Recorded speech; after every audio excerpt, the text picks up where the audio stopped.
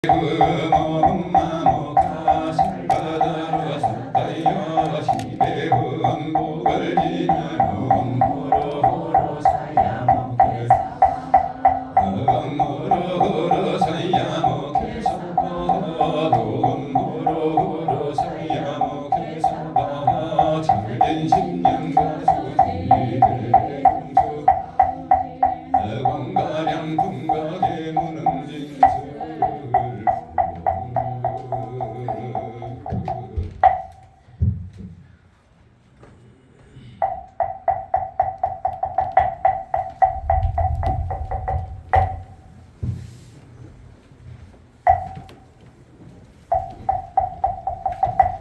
진술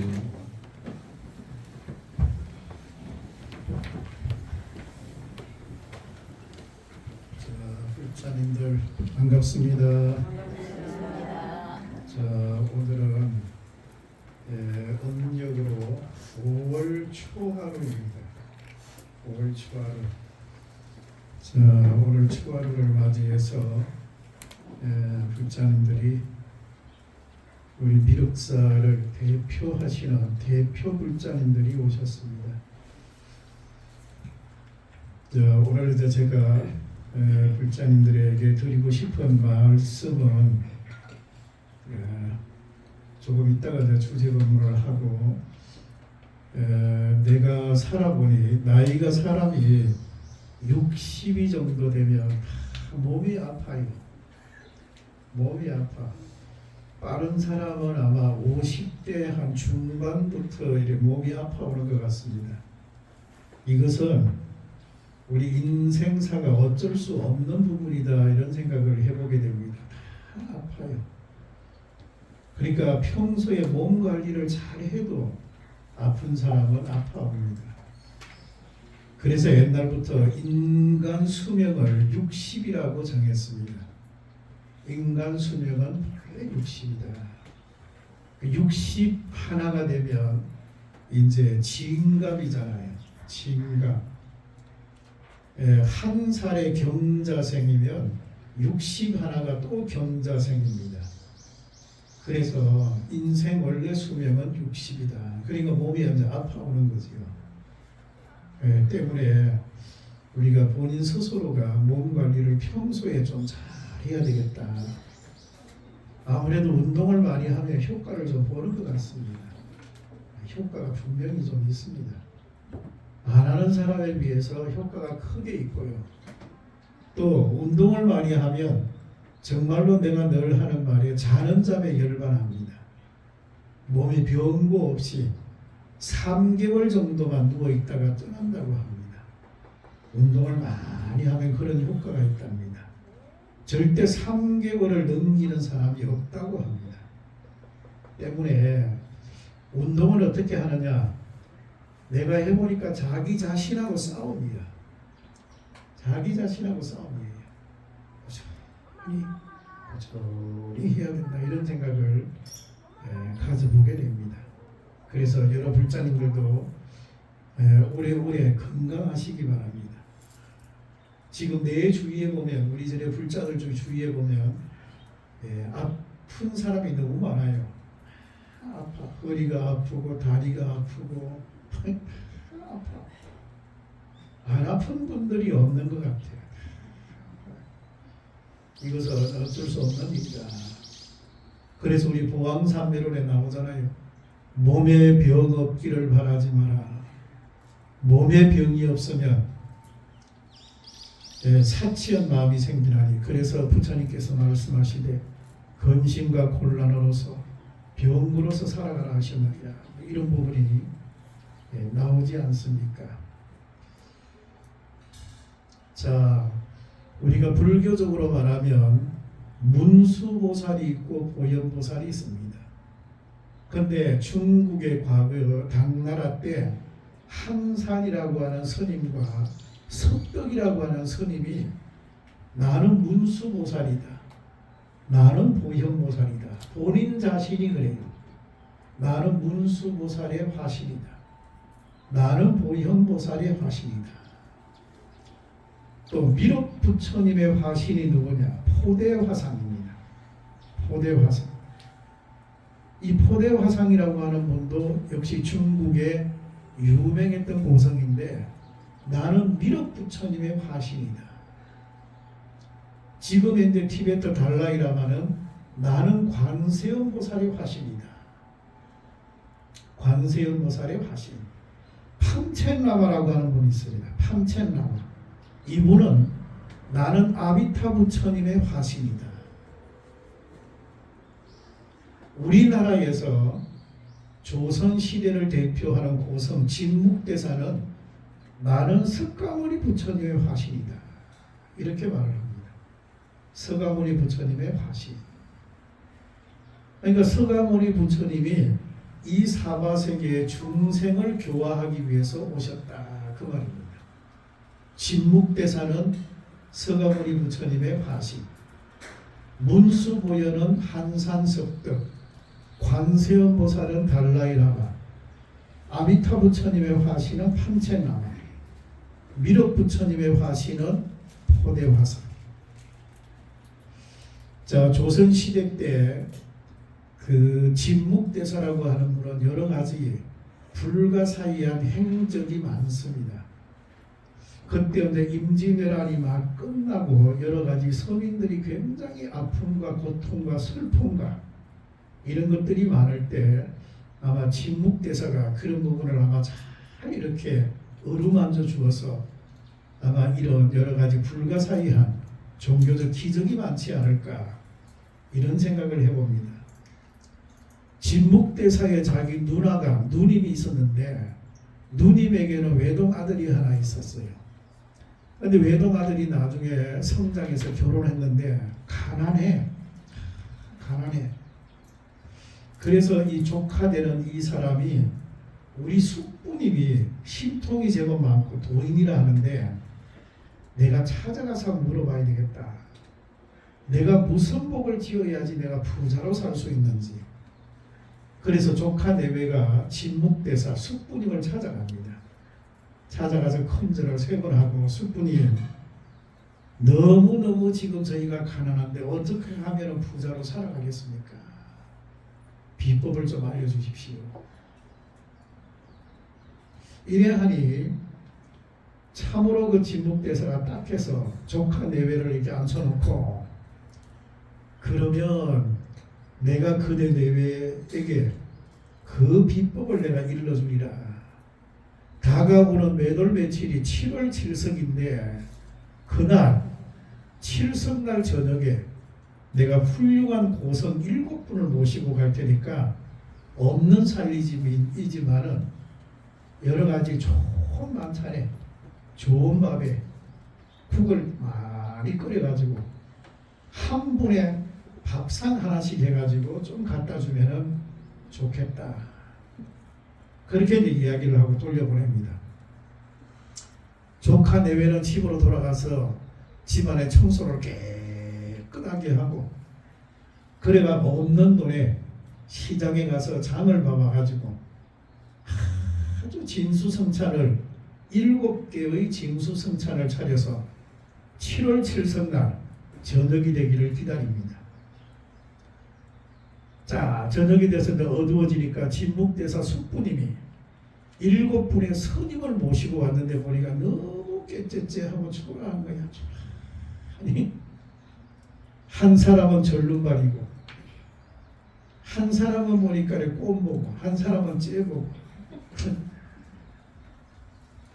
또 한 사람은 팔이 없고 한 사람은 다리가 이렇게 막 이렇게 행편무인지경이고 아니 자기가 생각할 때 고성대덕이라고 하는 높으신 고성을 모시고 올 줄 알았는데 너무너무 행색이 초라한 분을 7분을 모시고 와서 너무너무 이 조카 내외분이 실망을 한 거예요. 실망을 해서. 그래서 우리가 절대 사람을 평가할 때 겉모습을 보고 평가하면 안 된다. 안 된다. 저 사람은 언젠가는 부처님이 될 사람이다. 일이 어렵지만은 우리 불자라면 이렇게 생각을 해야 됩니다. 저 사람도 부처님인데 중생의 껍데기를 뒤집어 써가지고 부처님의 불성을 잃어버렸을 뿐이지 저분도 부처입니다. 근데 이 조카 내외가 그런 모습을 못 보고 껍데기만 보고는 실망을 너무너무 크게 한 거야. 자기는 고성을 모시고 온다 해서 훌륭한 스님이 오실 줄 알고 잔뜩 기대를 했는데 너무너무 행색이 초라한 거야. 그래가지고 7분의 그 고성에 밥을 먹으려고 한 상씩 받아가지고 딱 앉아 있는데 부엌에서 막 밥 소뚜껑을 막 닫는 소리가 큰 거야. 기분이 나빠서 소뚜껑을 막 팍팍 닫고 부지기기를 가지고 막 붓뚜껑을 치고 막 폐약을 지키는 거야. 어째 저런 사람을 모시고 왔냐 이거지. 보니까 막 콧물을 흘리고 입에 침이 이렇게 흐르고 냄새가 퀴퀴하고 여러 가지가 보니까 내 마음에 안 드는 거야. 그래가 있으니까 이 7분이 누구냐면 7분의 칠성님이에요. 칠성님 7분을 모시고 왔는데 칠성님 7분이 밥을 먹을 수가 없는 거야. 불편해서. 그래서 그 중에 어떤 분이 제일 먼저 1번 칠성님이 설 일어나더니만은 나가는 거야. 밖으로 나가는 거야. 두 번째 칠성님도 일어나더니만 밖으로 나가버리는 거야. 세 번째도 나가고 네 번째도 나가고 다섯 번째 나가고 7번째 칠성님이 벌떡 일어나서 나가려고 하는 것을 진묵대사가 도포자락을 잡았어요. 제발 내 조카 내외 정성을 봐서 한 숟가락만 뜨고 가십시오. 한 숟가락만. 자, 그래서 이 조카 내외벌의 정성이라 하니 그 마지막 7번째 그 칠성님이 목성대군인데 그분이 자리에 앉아가지고 숟가락을 들더니 먼저 밥 한 숟가락을 딱 떠가지고 이제 먹는 거예요. 찬찬히 먹더니만 두 번째 국을 한 숟가락 떠더니만은 또 입에 또 딱 였는 거예요. 젓가락을 들더니만은 나물 반찬을 또 딱 하니 먹는 거예요. 그렇게 밥 한 숟가락, 국 한 숟가락, 그리고 나물 반찬 요 세 개를 먹더니만은 벌떡 일어나더니만은 가는 거예요. 7분의 칠성님이 그렇게 어렵게 모시고 왔는데 일어나서 가버리는 겁니다. 가니까 도력이 높으신 진묵대사가 판단을 할 때는 어쩔 수 없는 부분이냐. 그래가지고 내가 가시고 나서 조카 내외를 불러가지고 여보게 어찌 이렇게 박복한 짓을 하는가. 저 7분은 다름이 아니라 7분의 칠성님이라. 칠성님. 그대가 가난하다 해서 내가 그대에게 복을 주려고 칠성님 7분을 모시고 왔는데 어째 자네는 이렇게 부엌에서 쿵쾅거리고 해가지고 박복한 짓을 해서 칠성님을 떠나보내게 하는 거야. 좋은 선녀를 내가 지어주려고 해도 그대는 그 복을 받을 만한 큰 인연이 없는 것 같다. 일을 어떻게 하면 좋겠는가? 이 일을 어떻게 하면 좋겠는가? 그러면서 진묵대사가 조카 내외를 보고 하는 말이 그래도 마지막 목성대군 칠성님이 세 숟가락을 뜨고 가서니 아마 내가 생각할 때 3년 동안은 큰 부자가 되겠다. 그러나 그 뒤 일은 내가 알 수가 없다. 그러면서 하는 말이 법류하심자는 만복이 자기의니라 이런 말입니다. 법류하심자 무릇 자기 마음을 낮추는 사람. 절에 가면 요즘에는 많이 없는데 내 어릴 때만 해도 절에 가면 아래 학자 마음심자 하심이라는 글을 절에다가 한문으로 많이 적어놨어요. 자기 마음을 푹 낮추라 이거야. 내 마음을 확 떨어뜨려서 낮추라. 그러면 복이 스스로 나에게 돌아온다. 복이 스스로 나에게 돌아온다. 법류하심 자는 마음 복이 자기이다. 이 말을 남겨두고 진목대사가 떠납니다.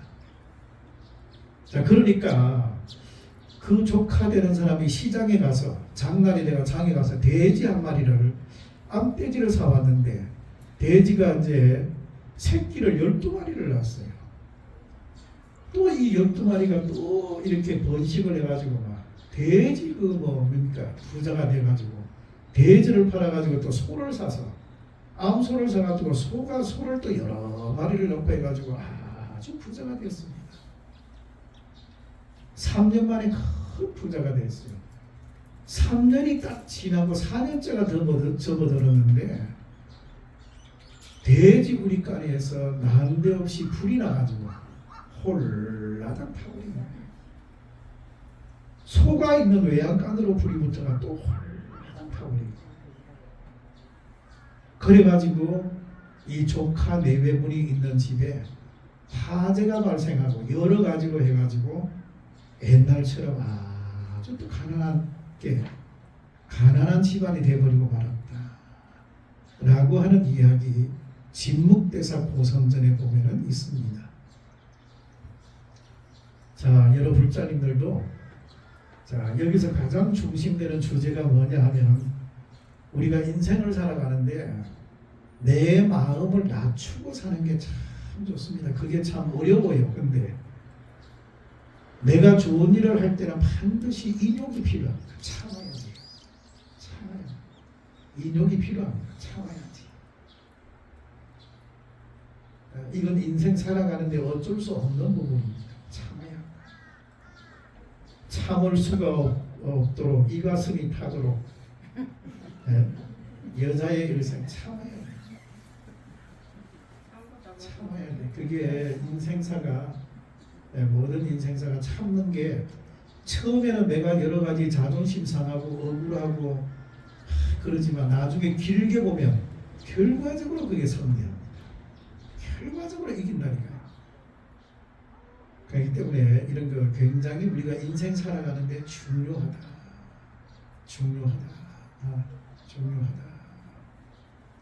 이런 생각이 들어갑니다. 자, 저도 부처님 오신 날 지나고 나서 우리 미륵사 입구에 길을 이만큼 넓혔습니다. 이만큼 넓히는데 시간이 무려 10년이 걸렸다. 10년이 걸렸어. 참으로 10년이 걸렸습니다.